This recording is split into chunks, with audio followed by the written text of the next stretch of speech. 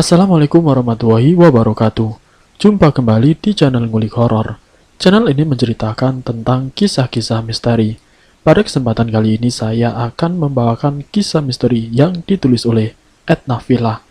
Kalian juga dapat mengunjungi tweet beliau langsung ya. Nanti link saya akan sediakan di kolom deskripsinya. Oh iya, di dalam cerita ini nama dan tempatnya disamarkan semua ya, untuk menjaga privasi pihak yang terlibat di dalamnya. Yuk daripada kita lama-lama langsung saja kita simak ceritanya. Bismillahirrahmanirrahim. Kali ini saya akan membawakan kisah misteri yang berjudul Pesugihan Sate Gagak.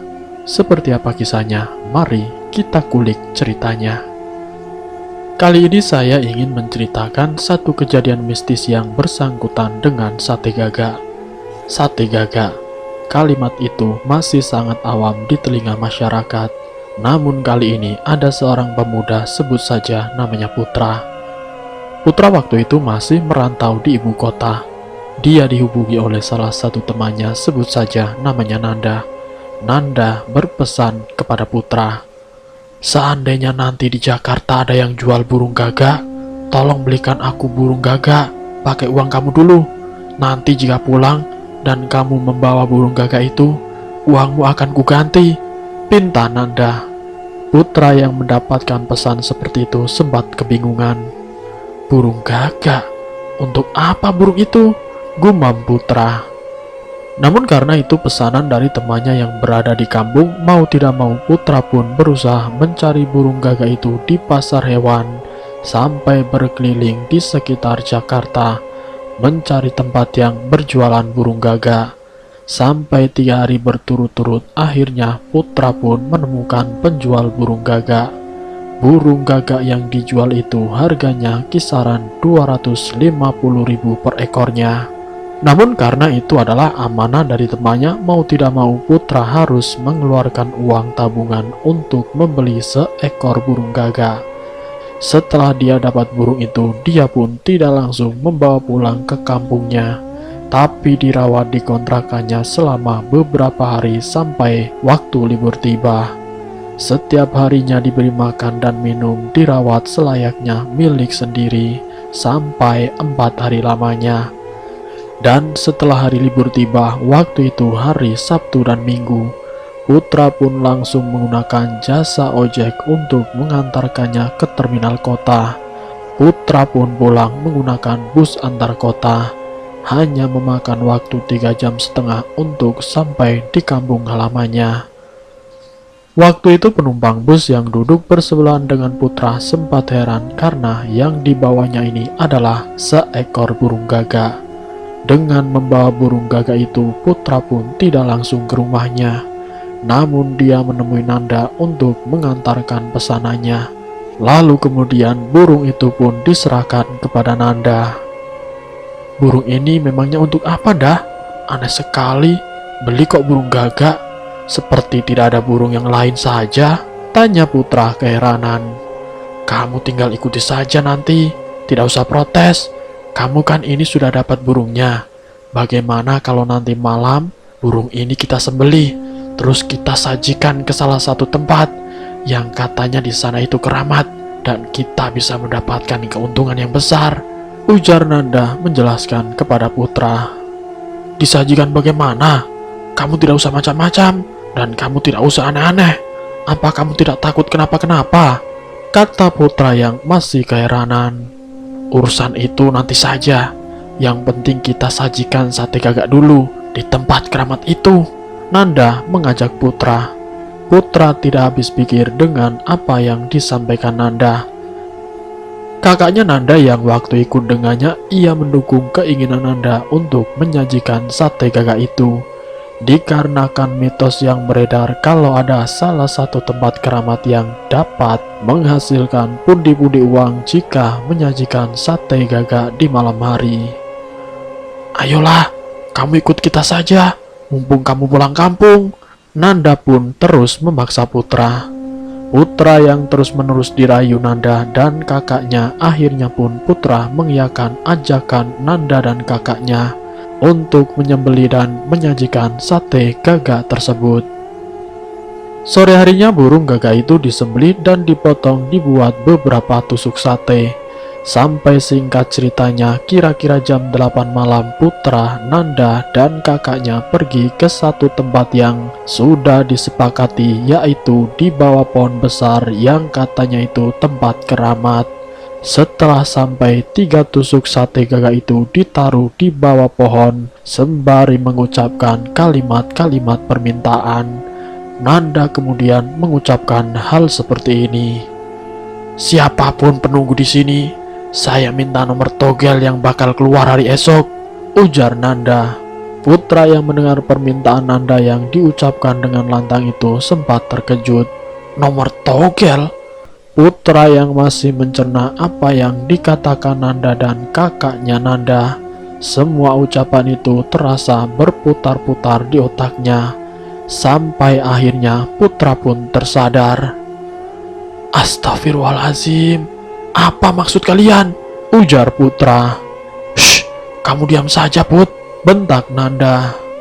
"Kalian datang ke tempat keramat ini hanya untuk meminta nomor togel?" "Ya," bentak balik Putra. Sudah, diam. Semoga kita dapat nomor togel," ujar kakaknya Nanda. Dengan mengucapkan kalimat-kalimat permintaan, Nanda yang melihat sekeliling pohon besar itu, tiba-tiba hembusan angin malam itu sangat terasa. Bulu kuduknya pun sampai berdiri. Lalu kemudian saat menghadap ke pohon besar tersebut, sosok bayangan hitam dengan sorot mata merah menyala muncul secara tiba-tiba di hadapannya Nanda. Nanda yang tepat berada di pohon itu langsung menghampiri Putra yang berada di parkiran motor dan lalu kemudian langsung menepuk pundak Putra. Putra!" ujar Nanda panik. "Apa sih, Nan?" jawab Putra. "Coba kamu lihat, di balik pohon itu ada apa?" kata Nanda sambil menunjuk. Saat Putra ini mengarahkan penglihatannya ke balik pohon besar tersebut, dilihatnya secara seksama. Keduanya melihat dari bawah ke atas. Semakin tinggi sampai atas itu ada sinar merah yang menyala. Dan saat 2 sinar merah itu menyorot mereka dengan tajam dan keluar dengan wujud aslinya yang sangat besar, sangat menyeramkan. Sontak saja mereka lari terbirit-birit dengan wajah ketakutannya. Sementara kakaknya Nanda yang keluar dari toilet secara spontan pun ikut lari meninggalkan tempat itu dan juga 2 sepeda motor mereka. Dengan nafas yang tersengal-sengal sampai mereka berhenti di depan musola yang letaknya jauh dari pohon keramat tersebut. Nafas yang memburu dengan kaki yang diselonjorkan sembari istirahat, sampai mereka pun tersadar. Motornya di mana?" tanya Nanda kepada kakaknya. "Motornya masih di sana," jawab kakaknya Nanda. "Ya sudah, sana ambil, aku tunggu di sini." "Loh, kok saya? Kamu aja sana. Lagian kenapa lari-lari?" jawab kakaknya. "Tadi itu tepat di belakang pohon besar itu ada sosok yang sangat menyeramkan. Sosok itu seperti genderuwo dengan tubuh yang sangat besar. Bagaimana aku tidak lari coba?" kata Nanda. "Jangan ngawur kamu dah," ujar kakaknya Nanda. "Aku tidak ngawur, Kak. Kalau kamu tidak percaya, tanya si Putra," jawab Nanda. "Sudahlah, jangan ribut. Ini masalah motor bagaimana? Siapa yang mau mengambilnya?" Mereka yang saling tunjuk-menunjuk sampai jam 10 malam perdebatan itu tidak kunjung usai. Sampai akhirnya mereka memutuskan mereka bersama-sama ke tempat di mana motor mereka berada. Dengan mengendap-endap dan langkah yang pelan, tatapan mata Nanda dan Putra juga kakaknya tidak mau mengarah ke pohon keramat tersebut karena takut sosok itu akan muncul kembali. Setelah dirasa aman, mereka bertiga langsung bergegas menaiki motor dan meninggalkan tempat tersebut. Mereka tidak langsung pulang ke rumah masing-masing, tapi mereka singgah ke musola yang dekat dengan rumahnya Nanda. Hampir jam 12 malam mereka membicarakan tentang sosok genderuwo yang mereka lihat di balik pohon keramat tersebut. Sampai akhirnya mereka menyepakati untuk tidur di musola. Saat mereka tertidur, tubuh Nanda yang tidak bisa diam, ke kiri ke kanan seperti orang yang sedang mimpi buruk. Karena tidurnya ini sangat gelisah. Dan benar saja, Nanda memimpikan sosok genderuwo yang datang dengan mengucapkan, "Kamu akan aku kasih 4 angka, tapi dengan satu syarat. Kamu harus memberikan 3 ekor burung gagak, yang setiap burungnya itu harus dibagi 7 tusuk sate, yang nantinya berjumlah 20 tusuk, dan kamu akan menjadi orang kaya secara mendadak," ujar sosok genderuwo tersebut. Nanda yang memimpikan sosok genderuwo itu membuatnya langsung terbangun dengan nafas yang memburu. Ia tidak menyangka sosok itu ternyata masuk ke dalam mimpinya. Saat itu juga Nanda langsung membangunkan putra dan juga kakaknya. "Bangun Put, Kak, bangun Kak," ujar Nanda. "Ada apa sih?" jawab kakaknya. "Aku baru saja bermimpi bertemu genderuwo. Sosok itu minta 3 ekor burung gagak yang dipotong, dan setiap satu ekornya ini dibuat 7 tusuk sate, agar jumlah keseluruhannya 20 tusuk sate gagak. Harus diserahkan di bawah pohon keramat yang tadi kita kunjungi, dan aku dikasih 4 nomor togel yang harus dipasang besok malam, dan aku akan menjadi orang kaya secara mendadak," kata Nanda menjelaskan kepada putra dan juga kakaknya. "Benar, genderuwo itu ngasih 4 nomor?" tanya kakaknya Nanda. "Iya benar Kak," jawab Nanda. "Berapa nomornya?" tanya kakaknya lagi. "Nomornya itu seperti angka yang tadi disebutkan, tapi kita harus menyerahkan sate gagak itu terlebih dahulu sebelum kita memasang nomor togel Kak," jawab Nanda menjelaskan. "Terus kita dapat dari mana burung gagak itu? Sedangkan satu ekornya itu harganya kisaran 250.000, kata kakaknya Nanda. "Sudahlah, tidak usah dipikirkan, tidak usah dikasih. Burung gagak harganya mahal. Sudahlah, tidak usah bikin pusing," potong putra. "Tapi aku masih penasaran," ujar Nanda. "Begini saja, coba lihat besok malam nomor itu muncul apa tidak. Kamu jangan masang dulu," perintah kakaknya Nanda. Singkat ceritanya, besok paginya Putra dan Nanda masih kepikiran tentang sosok genderuwo itu, dan mereka bingung antara mau pasang nomor atau tidak. Sampai matahari tidak terlihat lagi dan digantikan oleh sinar rembulan, 3 ekor burung gagak itu tidak didapatkan.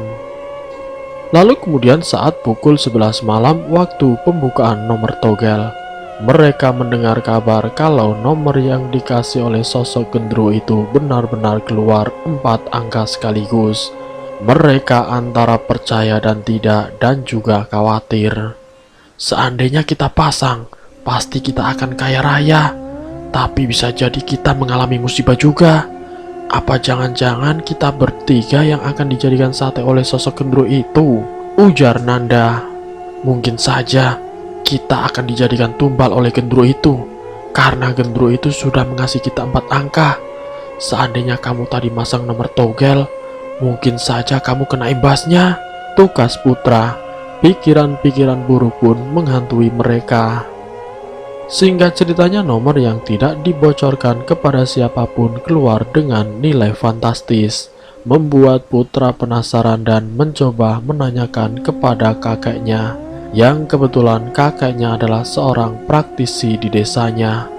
Putra menceritakan semua kejadian yang dialaminya bersama Nanda dan juga kakaknya. Kalau yang dilakukan kemarin malam itu dia menaruh 3 tusuk sate gagak. Lalu kemudian malam harinya Nanda didatangi sosok genderuwo lewat mimpinya dengan memberikan 4 angka. Tapi di sini ada syarat yang harus dilakukannya. Syarat itu adalah Nanda ataupun kita bertiga harus menyajikan 3 ekor burung gagak yang nantinya dijadikan sate sejumlah 20 tusuk sate gagak. "Maksud dari mimpi itu sebenarnya apa, Kak?" Terus nomornya kok langsung keluar itu bagaimana? Tanya Putra kepada kakeknya. Kalau seandainya nomor togel yang dikasih Gendruwo itu dipasang, kalian bertiga kemungkinan besar akan menjadi tumbal sosok Gendruwo itu. Dikarenakan kalian sudah mendapatkan kekayaan dari Gendruwo itu melalui nomor togel. Sosok Gendruwo itu sudah menyebutkan apa yang dia inginkan berupa 3 ekor burung gagak kan? Dan 3 ekor burung gagak itu adalah pertanda kalau yang diminta itu 3 orang, yaitu kamu, Nanda, dan kakaknya. Syukurlah kalian tidak memasang nomor itu, jelas kakeknya Putra. Setelah Putra mendapatkan informasi dari kakeknya, akhirnya Putra paham maksud dari sosok Gendruwo tersebut. Namun 3 bulan kemarin ada orang yang mendatangi pohon keramat tersebut. Memang dia mendapatkan undian nomor togel sebesar 150 juta. Tapi baru beberapa hari menggunakan uang tersebut, orang itu mengalami kecelakaan. Dan bukan hanya si pemasangnya saja yang mengalami musibah, tapi anak istrinya pun mengalami sakit-sakitan yang sampai beberapa bulan ini belum bisa disembuhkan. Kalau kamu tidak percaya, silakan kamu datang saja ke orang itu. Antara percaya dan tidak dengan apa yang dikatakan kakeknya, Putra mengajak Nanda untuk datang ke rumah orang tersebut untuk memastikan dan membenarkan cerita kakeknya kalau ada orang yang mendapatkan undian togel di pohon keramat tersebut dengan mendapatkan uang sampai 150 juta. Tapi orang itu langsung mengalami musibah dan juga anak istrinya mengidap penyakit yang sampai sekarang belum bisa disembuhkan. Setelah sampai di rumah orang itu, sebut saja namanya Tony. Tony menceritakan awal mula dia mendapatkan nomor togel. Dia melakukan hal yang sama seperti Putra dan juga Nanda. Tony bahkan menyiapkan burung gagak yang masih hidup dan 12 tusuk sate burung gagak demi mendapatkan nomor togel dari penunggu pohon keramat tersebut, karena dia waktu itu sangat membutuhkan uang untuk mencukupi kebutuhan keluarganya. Tidak butuh waktu yang lama, Tony pun akhirnya mendapatkan 3 pasang nomor yang akan keluar besok malamnya. Dengan perasaan yang senang tanpa memikirkan dampaknya, Tony memasang 3 nomor itu. Dan apa yang diharapkan, apa yang dikatakan sosok Gendruwo itu ternyata benar. Tony mendapatkan uang sebesar 150 juta.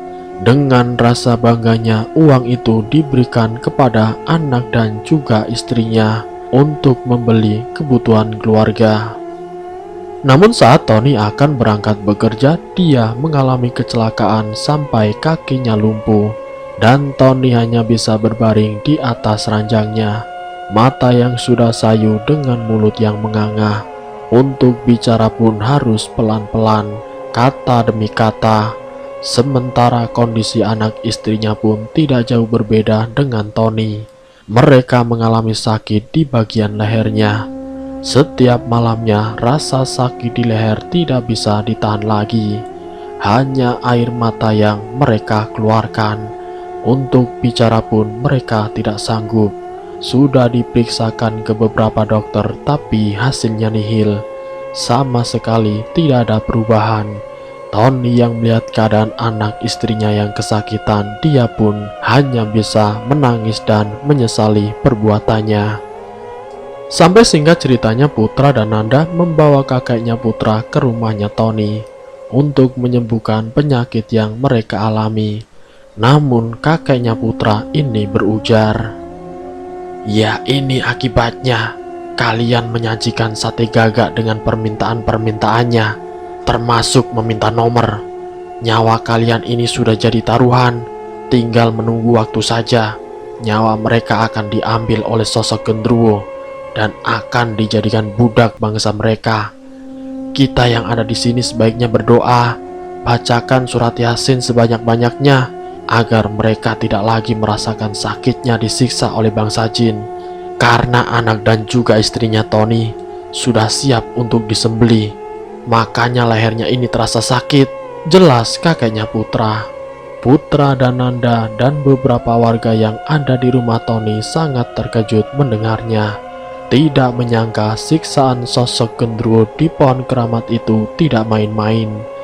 Surat lantunan ayat suci Al-Quran terus terdengar sampai keadaan Tony, istri dan anaknya meronta-ronta dengan teriakan kesakitan.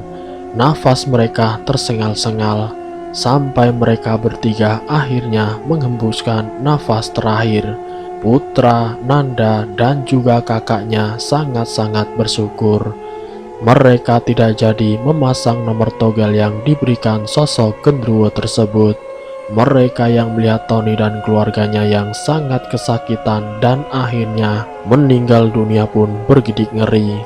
Alhamdulillah mereka masih diberikan kesempatan untuk berubah menuju jalan yang lebih baik. Dan mereka bertiga sudah tidak mau lagi menyajikan sate gagak ataupun menyajikan hal-hal lain yang berhubungan dengan tempat keramat. Mereka takut akan mengalami hal yang sama seperti Tony dan juga keluarganya yang memakan uang dari bantuan setan. Bagi siapapun itu yang sedang kesulitan dalam masalah perekonomian, janganlah kalian melakukan hal seperti itu. Iblis akan memberikan kalian kekayaan dan iblis pun akan memberikan kalian siksaan. Semoga cerita ini bermanfaat untuk kita semua. Ambil sisi positifnya dan buang jauh-jauh sisi negatifnya. Terima kasih untuk kalian yang sudah mampir di channel kami. Jika kalian tertarik dengan video kami, silahkan tekan tombol like, share, dan komen. Tekan subscribe untuk mengikuti video-video kami yang selanjutnya. Wassalamualaikum warahmatullahi wabarakatuh.